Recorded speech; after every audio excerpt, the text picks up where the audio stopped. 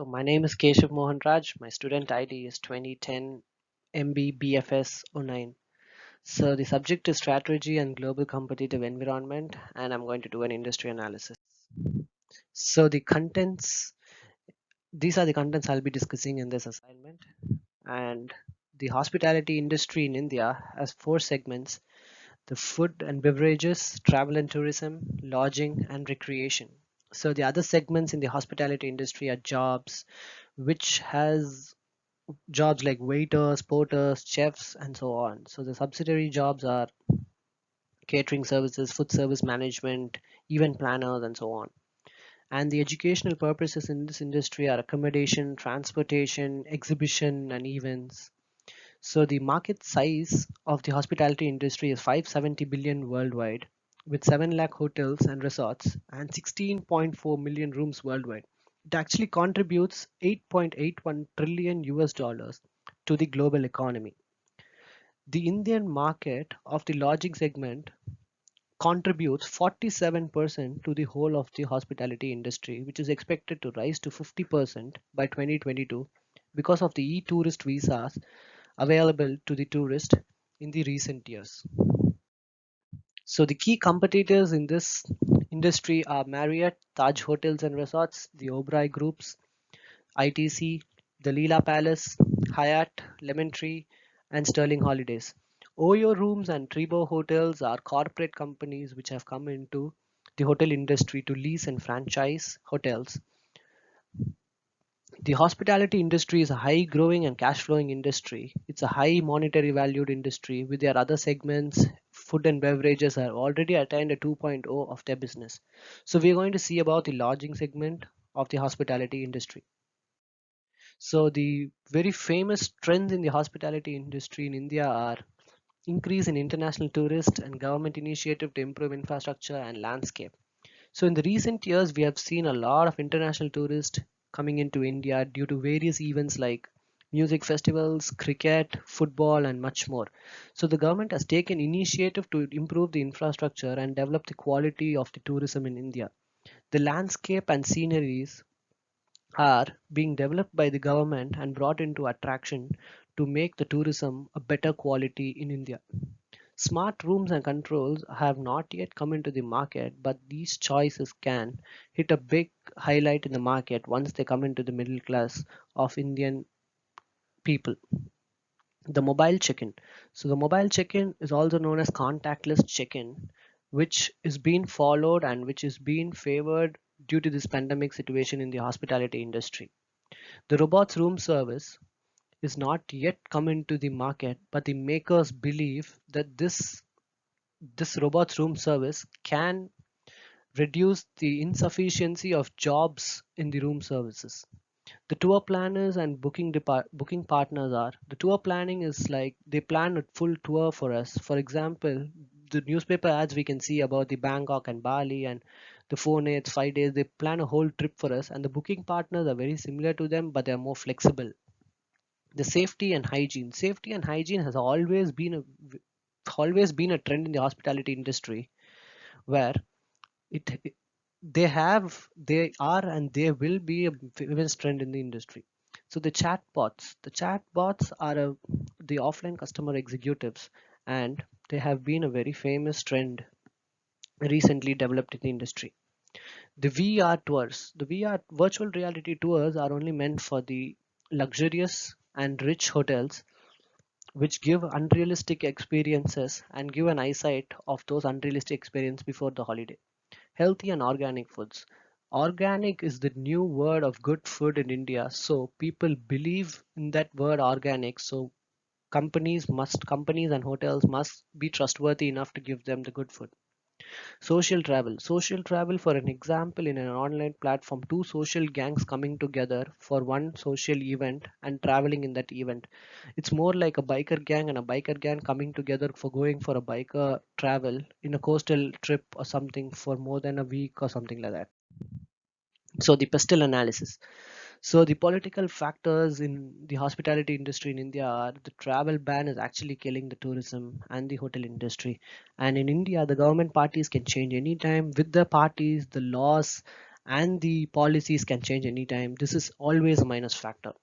The economic factors, due to no tourist and no tourism in India in the recent days, the economy from the tourism industry has gone to nil.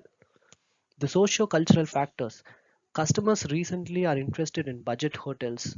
So basically, customers are interested in spending their money on the holiday rather than spending it on accommodation fully. So the technology factors are the social media and blogs are actually scratching out from the hotel industry and making and giving out the best quality and trying to give the best quality from the hotel industry, and the unnoticed get to be noticed these days. The legal factors, all hotels must follow the same rules, but India it doesn't happen, and it impacts the bigger market, and the crime rates in certain places also hit the market big. The environmental factors, the climatic factors in India are to be noticed because the north and south have different climates, and the big network of hotels who have this tourism packages have to be careful enough to organize and plan these trips and holidays. So these and there are other factors like bomb blast, which for an example the Taj attack, which affected whole of the Taj market all over India for a long period of time.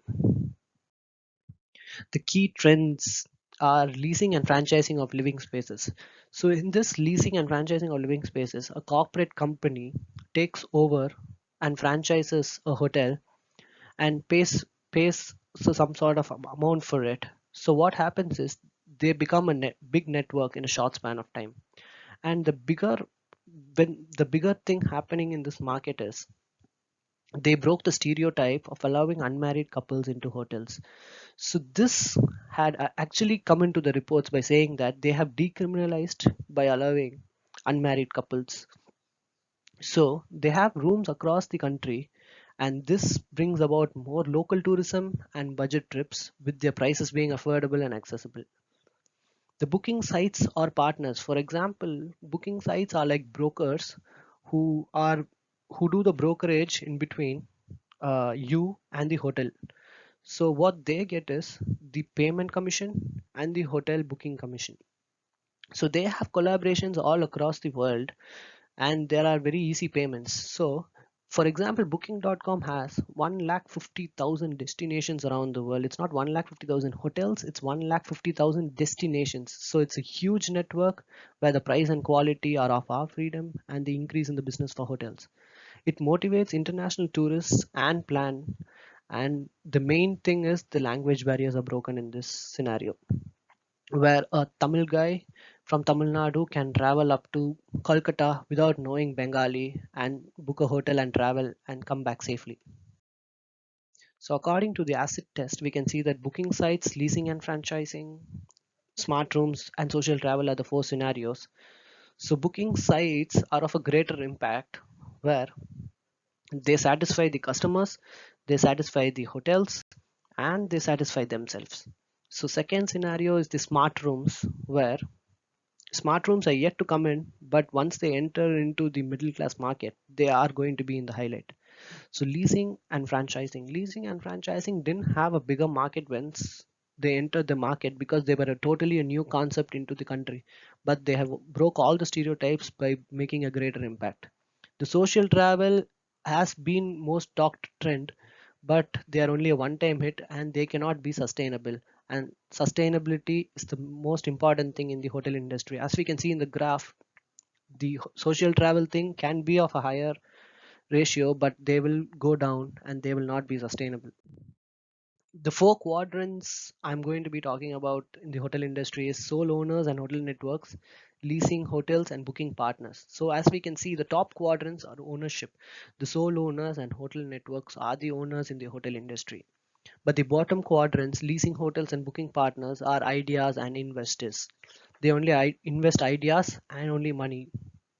So the left quadrants are sole owners and leasing hotels. So what happens here is the sole owners who cannot compete in the market and go out of trend can merge with the leasing hotels, franchise and stay up in the business, and the leasing hotels can also rise up with this by showing more variety to their customers.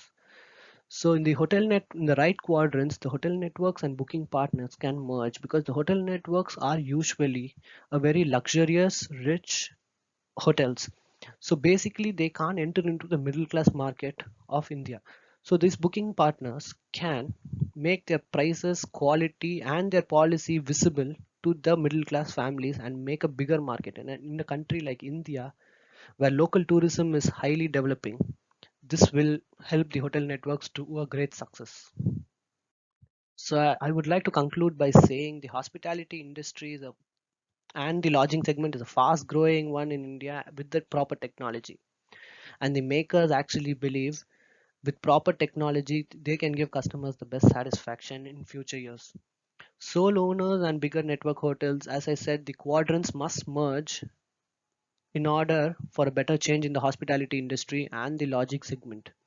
Companies must follow safety and hygiene. Safety and hygiene is going to be on the highlight. If safety and hygiene is a problem for the industry or any hotel, then they are always going to be on the low light. Government initiatives are going to be happening in India soon, so it's better for the hotels to utilize them and bring out the better from them to develop the tourism and the industry and contribute to the global economy. Thank you.